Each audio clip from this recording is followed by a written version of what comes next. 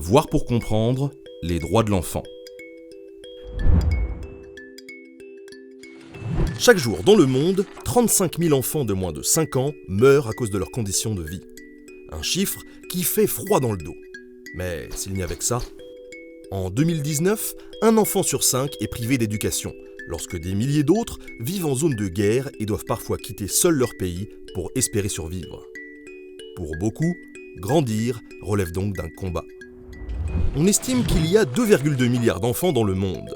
Mais être un enfant, qu'est-ce que ça veut dire ? Eh bien déjà, c'est avoir au moins 18 ans.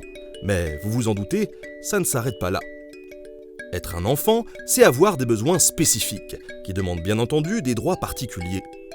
Des droits réunis dans la Convention internationale des droits de l'enfant, ou CIDE pour faire plus simple. Mais ce texte n'est pas apparu comme par magie du jour au lendemain. La CIDE est issue d'un long processus et de combats pour faire valoir les droits des enfants partout dans le monde. Et tout ça s'est fait en 4 grosses étapes. Tout commence au 19e siècle, lorsque les premières lois sur le travail des enfants dans les pays occidentaux font leur apparition. À cette époque, il n'est pas rare que les plus jeunes d'entre nous travaillent jusqu'à 12 heures par jour. En 1924, avec la déclaration de Genève, la communauté internationale reconnaît pour la toute première fois les droits spécifiques des enfants. Un texte très court de 5 articles, mais qui constitue le socle de base des droits de l'enfant, sans discrimination. En 1959, 11 ans après l'adoption de la Déclaration universelle des droits de l'homme, l'Assemblée générale des Nations unies adopte la Déclaration des droits de l'enfant. Un texte qui énonce en 10 points les principes contribuant à une enfance heureuse. En 1966 est signé le Pacte international relatif aux droits civils et politiques des Nations unies.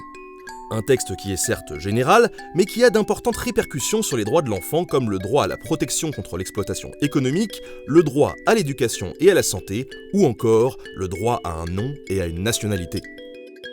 C'est enfin le 20 novembre 1989 que la CIDE voit le jour, un texte international réunissant les droits civils, politiques, sociaux, économiques et culturels de l'enfant.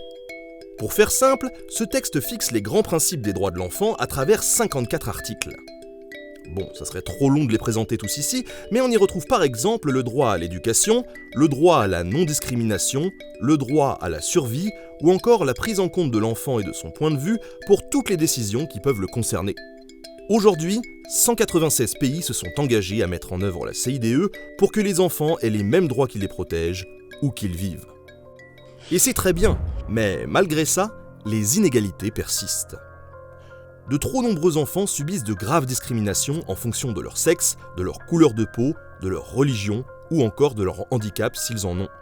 Encore aujourd'hui, 230 millions d'enfants de moins de 5 ans ne sont pas déclarés à la naissance, et un enfant sur 7 ne possède pas de certificat de naissance. Une situation qui peut sembler anodine, mais qui a en fait de graves répercussions.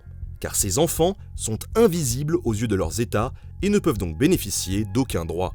Selon l'Organisation mondiale du travail, un enfant sur 10 travaille. Mais le pire n'est pas là, car la moitié d'entre eux participent à des activités dangereuses lorsqu'ils ne sont pas vendus et réduits à l'esclavage. Bon, prenons par exemple une situation concrète. Pour fabriquer les batteries de nos portables et de nos voitures, les constructeurs utilisent du cobalt, un minerai que l'on trouve notamment en République démocratique du Congo. Ce minerai très demandé est extrait dans des conditions très dangereuses par des adultes, mais aussi par des enfants, parfois âgés de seulement 7 ans. La poussière de ce matériau est extrêmement toxique. À force de la respirer, cela peut provoquer des maladies pulmonaires mortelles. De plus, les tunnels étroits et profonds de ces mines ont des structures très fragiles et s'effondrent régulièrement, piégeant tout le monde à l'intérieur. Comme en 2015, où au moins 80 mineurs sont morts suite à un effondrement. En République démocratique du Congo, on compterait pas moins de 40 000 enfants travaillant dans les mines, la plupart dans des mines de cobalt. Ils peuvent y travailler jusqu'à 12 heures par jour et transportent de lourdes charges. Une tâche extrêmement difficile et même dangereuse pour espérer gagner seulement 1 ou 2 dollars par jour. Ce minerai est ensuite transformé en composants et vendu à de grandes entreprises du secteur de la technologie et de l'automobile, comme Microsoft, Samsung, Sony, Daimler ou encore Volkswagen. Et en France alors, comment ça se passe ? Le pays des droits de l'homme est-il si irréprochable que ça en termes de droits de l'enfant ? Eh bien, malheureusement, non. Avez-vous déjà entendu parler des centres de rétention administrative où sont enfermés un grand nombre de personnes étrangères dont les papiers ne sont pas en règle?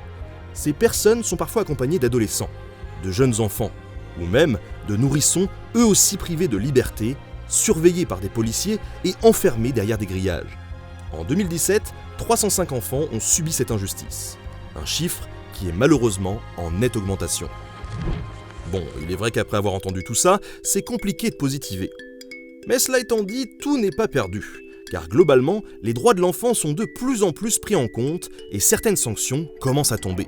Par exemple, plusieurs chefs de guerre ont été condamnés devant la Cour pénale internationale, notamment pour l'enrôlement d'enfants soldats en République démocratique du Congo. Ce même pays s'est d'ailleurs engagé à mettre fin au travail des enfants avant 2025. Plus généralement, le taux mondial de mortalité des moins de 5 ans a chuté de 56% entre 1990 et 2016. Le nombre d'enfants et d'adolescents non scolarisés a lui aussi chuté de près de la moitié depuis 2000. Ajoutons enfin que l'une des grandes avancées observées ces dernières années concerne l'implication et la participation des enfants dans le développement de la société. Le combat de Malala pour le respect du droit à l'éducation dans le monde et celui de Greta Thunberg pour le climat témoignent de la place de plus en plus importante de l'expression des jeunes dans l'espace public. Alors oui, rien n'est encore gagné, mais un mouvement positif s'opère. Nous pouvons agir pour que cette tendance s'accélère. Pour cela, pas de solution miracle. Les États doivent prendre leurs responsabilités et faire respecter les engagements qu'ils ont pris en signant la CIDE. Les parents doivent guider leurs enfants vers plus d'autonomie pour qu'ils puissent eux-mêmes revendiquer leurs droits. Enfin, chacune et chacun se doit de signaler tous les abus dont ils pourraient être témoins. Les droits de l'enfant sont importants.